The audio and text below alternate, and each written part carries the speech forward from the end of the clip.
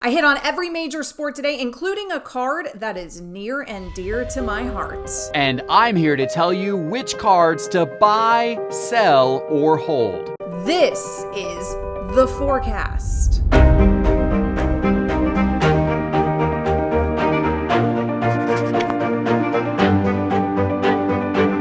Hey sports card investors, I'm Amber Wilson, happy to be back here with you guys on another episode of The Forecast. Now you guys know the drill.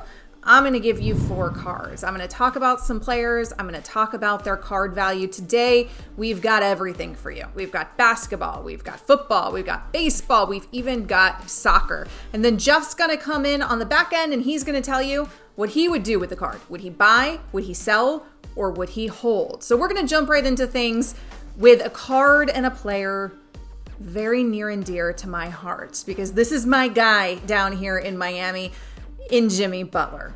Of course, I'm going to talk about Jimmy off the bat when I have the opportunity to talk about Jimmy. But the reason that we're talking about Jimmy here today is because I think what's happened this season with his card value is interesting.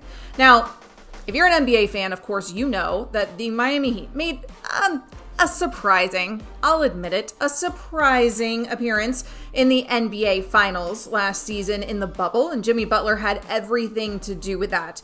Now, Jimmy Butler has had an incredible resurgence of his career since joining the Miami Heat, and I don't mean on the court. He's always been a very good player. Everyone's always known that about Jimmy Butler. But in the court of public opinion, I don't know if anybody's turned their career around more than Jimmy Butler has. I mean, he was once considered one of the villains in the NBA. And at this point, the narrative around Jimmy Butler is that he's a team guy and that he's a hard worker and that he's a leader guy and he's everything that you want in your locker room. And man, it was only a few years ago that was not at all the case when you would hear the rumors around Jimmy Butler. So he has certainly had a resurgence there in the court of public opinion. This season, however, hasn't so far gone quite as well as last season for Jimmy because he hasn't been as available. Now, when he's been on the court, he's been incredible. But he's missed about a third of the season this season. He's been dealing with all sorts of injuries. And then he unconfirmed, he had the Rona. So he missed a lot of time this season. When he has been on the court, though, he has been lights out. In fact, down here, we're crazy enough. Now, most of you guys know I'm a sports radio host down here in Miami. We're the flagship station of the Heat on 790 The Ticket. We talk a ton about the Heat. And down here, we're crazy enough as a fan base that there's a campaign for Jimmy Butler to win MVP this season. Now that sounds insane because the Heat are not so great this season so far. But when Jimmy Butler has been on the court, he has been phenomenal this season. In 29 games, he has recorded 12 double-doubles and 4 triple-doubles this season. When he's been on the court, he's having all career type numbers this season. But because he's missed so much time, starting in December, Jimmy's card prices took a decent hit. That was following Christmas because he started missing so much time once the season started. And then in late February, so now we're talking a couple months into the season, Butler finally returned to action and you saw him on the court more regularly. That's good news in terms of his card value. It's all about how healthy Jimmy Butler can stay, not just about the numbers that he's putting up. If Butler can be more consistent in terms of his appearance on the court, I think you're going to see that reflected in the value of his card. So let's take a look at Jimmy Butler's 2012 Prism PSA 10. Now, over the last 30 days, his card is up 17% in value. That chart makes it look a little more intense than it is. Still less than 20% in value that it's up, but 17% is nothing to shake your head at. That's still a pretty significant jump there for just 30 days. And that's got to be not just how well Jimmy's playing, but the fact that Jimmy has been playing, and that has made all the difference in trying to turn around this Heat season for a team that was in the NBA Finals, for a team that has now, in the rumor mill, been linked to every single good player in the NBA. And of course, it remains to be seen what's going to happen there and how it's going to pan out with this Heat team as it's currently constructed. But you never know what happens when they make it back into a playoff scenario. If they're in the playoffs, anybody can go on a run. You saw it last season, particularly when the team's led by Jimmy Butler. So Jeff, at this point, with Jimmy's card? Would you buy, would you sell, or would you hold? Okay, you want to talk about some serious disrespect in the hobby? Jimmy Butler is being disrespected by how low his rookie card prices are. His base Prism rookie from 2012 is not even in the top 10 most valuable base cards in 2012 Prism. Here are the cards that are above his rookie card in value from 2012 Prism. You've got Anthony Davis's rookie, okay. You've got Kawhi Leonard's rookie. You've got Kyrie Irving's rookie. I can buy into those. Damian Lillard's rookie, maybe. You've got Klay Thompson's rookie. You've got Bradley Beal's rookie. These are all more valuable. But then you've also got LeBron's 9th year base card. You've got Kobe's 16th year base card. You've got Kevin Durant's 5th year base card. You've got Steph Curry's 3rd year base card. Granted, I recognize those are all their first Prism cards, but nonetheless, all of those cards are more valuable than Jimmy Butler's rookie card. In my opinion, that's crazy. Jimmy Butler is a great player. He's done amazing things for the Heat, and he's got a lot of great game ahead of him. I'm excited to see what he can do. In my opinion, at some point in time, people will start to realize how good he is and start to realize that his cards should be more valuable than they are. So I am a buy on Jimmy Butler.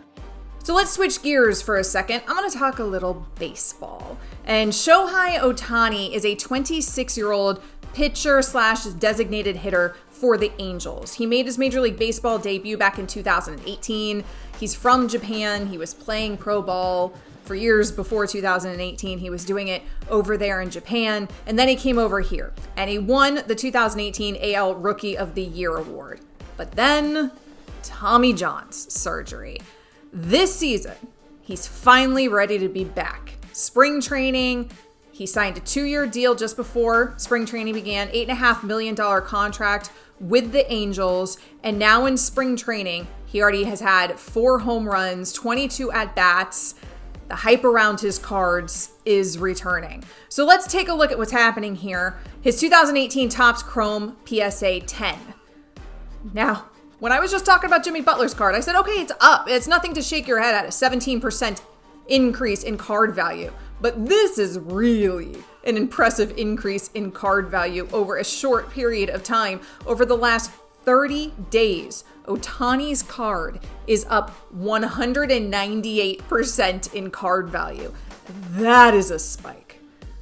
If he can return to that healthy form, the pre-Tommy John's form, and we know that that is no longer at all a career-ending kind of surgery, then I think that the ceiling is extraordinarily high for a guy who came in and made a huge impact in Major League Baseball right off the bat. So Jeff, what would you do with Ohtani's card? Would you buy, would you sell, or would you hold? It's already up a ton. Shohei Ohtani, he has broken my heart recently. Look, I picked this guy as an investment prior to the start of last season. I was expecting this big comeback by him, big numbers all season long last year. It didn't happen. And unfortunately, he has so much potential, the world of potential. This guy could be a generational talent with his ability to pitch, hit, play in the field. He could be absolutely incredible. He's literally international superstar. He's got all the makings. But is he going to actually be able to stay injury-free? Is he going to actually be able to live up to his potential? He's a big risk for me right now. I love the potential. I would love to buy more Shohei Ohtani cards and see him rise to that level, but he's a risk. So at the moment, I'm just holding. I've got to see him do it in the regular season. Yes, he's been great this preseason, but can he actually get deep into the regular season this year and be putting up numbers? If he is, outstanding.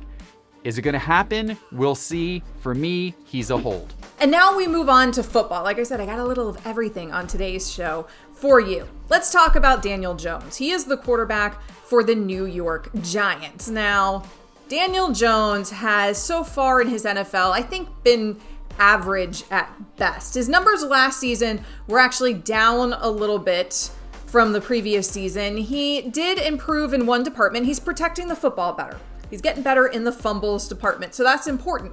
Now, a lot of people say about Daniel Jones, I don't know what to make of Daniel Jones because he hasn't had the right weapons around him. He's had guys, he's had the Golden Tates and Darius Slaytons of the world, but not bona fide stars. Now the New York Giants have signed a number 1 wide receiver in Kenny Galladay. Now, I don't know if Galladay is really considered a star, a bona fide star yet, but he certainly has that potential. The 4th-year wide receiver has the size. He's got the vertical. He's got all of the goods, and he gives Daniel Jones a new weapon to rely on.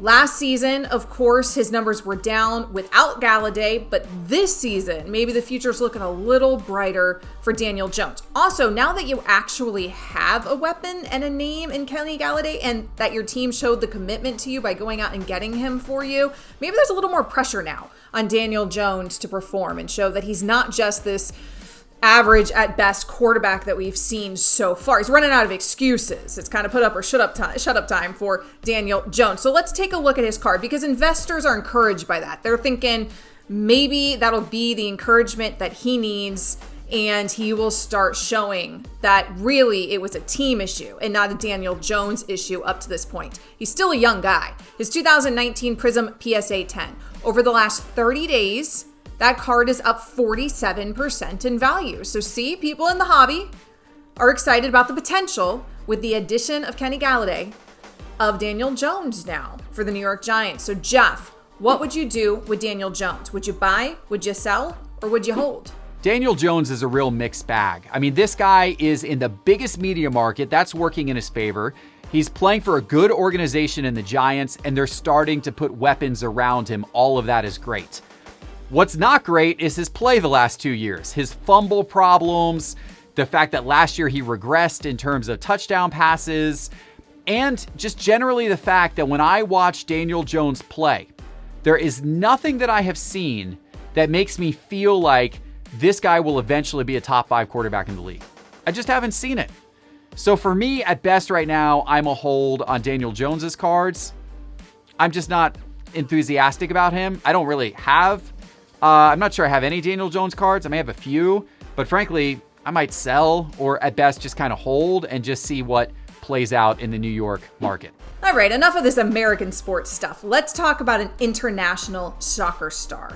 I want to talk today about Erling Haaland. Now, you might recognize the Norwegian star's name because we just talked about him on the top 5. However, he's too great for us not to feature him here as well this week for you. The 20-year-old striker is currently being courted by just about every big name soccer club in the entire world. He is the hottest commodity going right now on the international soccer team. He currently plays for Borussia Dortmund in the German Bundesliga, but that seems like it's going to change. Haaland has reportedly told his agent, he has made it quote unquote absolutely clear, in fact, that if Dortmund this summer, if they don't qualify for the Champions League, that he's out of there. And it seems like he's out of there. Now, right now, Manchester City, Chelsea, and Real Madrid are the most likely suitors, but Barcelona has also been mentioned as a potential suitor for Haaland. In the 2020 season for Dortmund, Haaland scored 34 goals in 36 appearances. He is an incredible weapon, and there's a reason that everybody wants this young guy. So let's take a look at what's happening with his card. His 2019 Topps Finest Champions League PSA 10. Over the last 30 days, no surprise to anybody, his card is up. It is up 29% in value. Investors are encouraged by the potential of what might happen if he gets moved. And the future looks really, really bright no matter where he ends up for Haaland. So Jeff, what would you do with his card? Would you buy, would you sell, or would you hold? Erling Haaland is all the talk of soccer card investors right now. The 20-year-old striker from Norway. He's done so many great things for Dortmund, and now he's got every other club chasing this guy. How could you not love this guy, right? But here's the thing. I'm not going to sit here and profess to be an expert on soccer cards. I don't follow the sport closely enough to do it. But I do firmly believe that the soccer card market is a good market to invest in, that soccer cards over time will continue to appreciate in value. I like investing in soccer cards. But since I don't know the players that well, since I don't follow it day to day, how I invest is by buying sealed wax. And I have bought a number of sealed boxes from 2019 Topps, the different Topps products, which is where his rookie cards appear.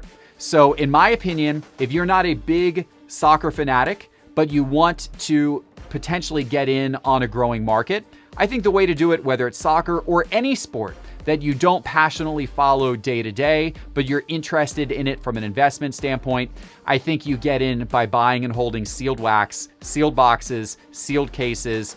They will appreciate over time if the market and that year's rookie class appreciate. But that way you don't have to know all the ins and outs of all of the players and all of the going-ons. You can just more so ride the overall trend of the market from that year's product. So I am a buy on soccer sealed wax. All right, guys, so today we gave you a little of everything. And as always, if you haven't done so already, please subscribe to the channel. I ask you every week. It's super, super simple. It's super easy. You just hit the bell icon. It doesn't cost you anything. It helps us out and it makes sure that you don't miss any of our awesome content. As always, I'll be back next week with you guys. We're bringing tons more content for you this weekend. Thanks for watching and happy investing.